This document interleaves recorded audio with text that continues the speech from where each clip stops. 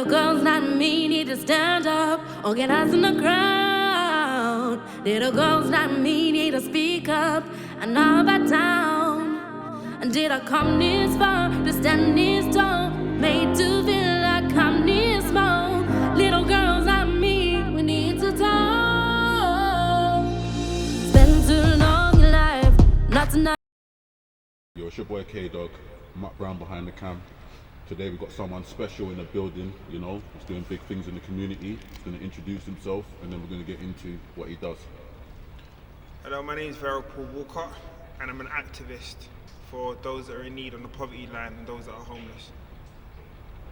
Okay, so what exactly do you do in the community, and what things have you got going on at the moment, you know, to help the homeless and to help the community that we're in? So in the last year, I've put in place initiatives that will help our community go forward. So I've set up a school uniform bank for guardians and parents to be able to come and get school uniform for free because it's a burden. Some school uniform blazers cost up to £235 each. I set up give back packs that allow homeless people to be able to get all the necessary things to survive on the street, i.e. toothbrushes, toothpaste, soap, hand sanitizer, plasters and stuff like that. I send those packs out nationwide. Anyone can hit me up through social media. Alright, let them know your social media so they know where to get hold of you. So Instagram, it's C86ERZ, and my Facebook is Verral Paul-Walcott. Okay, so let us know how this whole thing started, because it's a big thing and we need to know how it all started. You're doing very well, very well. I have to say that I watch you all the time. I'm amazed. I'm seeing the thing go up. So yeah. Love bros, man. So C86ERZ, to begin with, if we rewind back 2 years, C86ERZ is a streetwear brand. Now, for any successful streetwear brand, you have to have a marketing strategy, and just like other streetwear brands like Nike or Adidas, they have a target audience. So if we look at companies like Supreme run a skateboard company, so they produce their merchandise for skateboarders, and other people come into that. Adidas was Run DMC back in the day in breakdancing. So with C86ERZ, I picked mountain biking. So I rallied together some mountain bikers within the community. We go to bike parks, you know, do bike rides along the canal and whatnot, and we just have a chill that time. But during lockdown, it was turbulent with the group. Everyone wasn't allowed to see their family, but everyone was allowed to exercise and stuff through guidelines. So we kept coming together as a family, coming together and doing rides and stuff. But through lockdown, because we had each other and we could help each other with our mental health and stuff, from not being able to do the things we usually do, we, you know, continuously going on rides and having fun and stuff. And I really felt that we weren't doing enough for the community. We were okay as people, but a lot of people were suffering. So I set up a night ride on Christmas Eve to go and feed homeless people. So what I did was I got some cargo bikes, which are like these big bikes that cut in half and have like a big bed in front of them that you see stuff filled in front. So we filled them with food. I bought all the Christmas stuff from Amazon and whatnot. My mum made sandwiches, my mother-in-law, my wife, and we rallied together and we got these food parcels done and we delivered them to 150 people through the 32 boroughs of London. But what happened to me, why this whole movement started, it was from one woman. I remember going to South Bank and approaching a tent and saying to the person in the tent, you know, is anyone in there? And she replied and she zipped up the tent and poked her head out. And she was like, yeah, you know, you okay, what's wrong? So I said, are you hungry? She said to me, yes, I'm hungry. So I then went and got some food from the cargo bike. As I came back to her and I gave her the parcel, you can see that her hands were shaking. And I said to her, you know, are you cold? She said to me, yes, I'm cold. So I went back to the cargo bike, got her some food, and got her some gloves, sorry. And when I gave her the gloves, she started crying. Now, bearing in mind it's lockdown, there's no aeroplanes in the sky, there's no taxis, there's no buses running, there's no pedestrians, all the shops are shut, and it's 2 o'clock in the morning. That's a real moment where you think to yourself, do you know what? I can't see these people hurting so much, you know?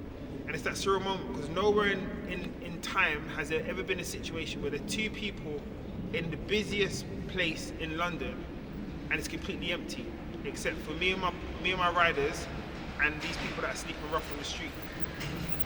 So after that happened, got back on my bike, and I'm riding back home, navigating with the group back home. There's about 30 of us riding, and I just stopped talking to everyone. Everyone was like, V, you know, let's celebrate. We just gave out all this food and stuff. But that opened something in me to see all these people when I'm riding through these boroughs to get home to my area, how much pain is on the road that we don't see all the time because we see them as individuals that are invisible. Right, well, Verral, I've seen you do countless and countless things over. What is the situation now? Where are you at today? So if we fast forward, if we rewind, back a year, the initiatives I put in place so far, I put tab systems in place where I put like £250 behind a restaurant till, and we work out a deal between the two of us where they cut the price of what their meals would cost to allow my money to stretch more in their establishment. So, you know, big up GC Roots, which was the first ever tab system that I set up. So I put some money behind the till. We arranged between the two of us to get their meals down to a certain price point to allow it to stretch longer. They're big supporters in what I do, and you know they really help the momentum of that tab system working for other establishments to take how it was done and actually get in contact with me to get that set up with them. I've set up a school uniform bank where it allows people who are struggling to buy a school uniform for their children. Blazers can cost up to £250 in some schools, and some schools run a different blazer every year based on a different crest design, which I think is immoral in itself. I've bought a fleet of bikes to help local businesses that are struggling and people who have businesses from home to be able to deliver free of charge because they can't compete with what delivering Uber's prices are.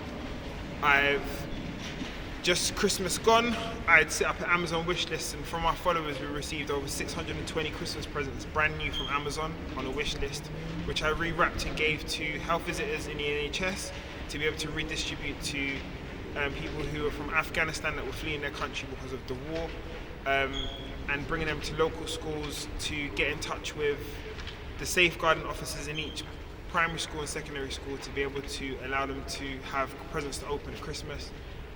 Easter coming, Morrison's is supporting again by giving a donation of a couple hundred Christmas Easter eggs that will basically be distributed out into the borough.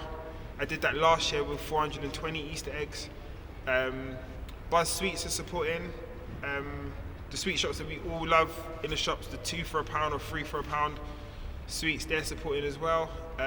They're allowing us to, so 22% of homeless people are diabetic type 1 or type 2, so those sweets will help them. Under Armour donated £4.5 grand worth of base layers. I've got support from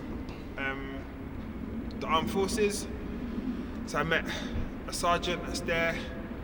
It's nuts. The support has been crazy. And I'll just say something, just anyone what can help this guy anyway, because I think that he's doing some madness. I don't know, no one in North London what he's doing, so anyone please help if you can. Donations, whatever you can give, you know what I'm saying? Like, I mean, some of you might say to yourselves, you know, why don't you get funding and stuff? Bro, I'll show you, look, the funding criteria and how these things work behind the scenes. You're just selling yourself out, you know? And I mean selling yourself out in terms of the restrictions that you get from these funding patterns, that it just holds you back from doing the good that you need to do for your community. So I don't believe in funding, I don't believe in hiring a charity number. You know, I'm not a Christian, but I'm sure as hell Moses didn't ask God for a risk assessment before he went to go and get his people, he just did it. So for me, it's anyone that can help support what I do, whether it be tell me where they see someone who's vulnerable, or tell me someone on the poverty line who doesn't have food in their cupboards. Anyone can come to me. I don't have any restrictions. You don't need to be giving me no benefit forms or whatever with problems that you've got, because there's people who are working jobs that are still in poverty problems. So whatever need there is, I'm happy to try and help if I can. Big moves, bro. This is important. This is very, very important. This guy's very important out Take here. it seriously. So how does anyone get in contact with you if they need to get in contact with you? So if you just follow me on Instagram, it's C86ERZ, and my Facebook is VERRAL Paul, PAUL, and then -WALCOTT. Make sure you got that, people. Make sure you got that, man. Make sure you go follow him up. You know what I'm saying? Or anything else you want to add to anything? I mean, I just appreciate the love of KONNECX to come out and document this, because it's paramount that we get this message out in as many platforms as possible. 1000%. To show what the problem is, because as a circle, your circle will determine what you deem important in society. If there's us three here now, and one of us are from a different country, and it's at war, like we've got with the Ukrainian problem at the moment. If one of us were Ukrainian, we'd be taking it more seriously. We'd take that topic seriously. But because we're not, we just look at it and we look at what media show us. But if one of us were Ukrainian in our circle, we're going to protest with that. But because no one in our circle ever talks about poverty, or ever talks about being homeless, or red letters, or bills they can't pay, or finance problems, or debt collectors, we don't deem these topics to be important. But it's paramount we start listening to each other, because you know what? In lockdown, we were all caring about each other. We knew who our neighbours were. Some men were living in our area for all 10 years, we've never seen them before. But all of a sudden we're having conversations with them because we've been cut off from our circle. So we need to remember where we're coming from again. We just had a chance to remember how to start living with people. We now need to get back to that state where we're now taking care of people. Stop walking past people when they've got nothing. I agree with that 1000%. Still. That's it, man. Come on, that's the interview right there, Let me just drop one more thing on you lot, yeah? Let's take a person going into Mercedes and trying to get themselves a car, yeah? So the car's like 30 bags. It's based on a computer analysis to see if you can afford that car monthly. Now, that's Mercedes giving you a handout.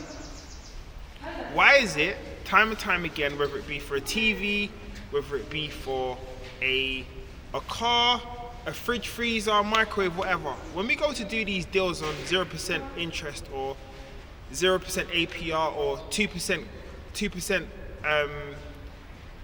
interest on your loans and stuff, that are these organizations, that are these corporate companies giving you a handout.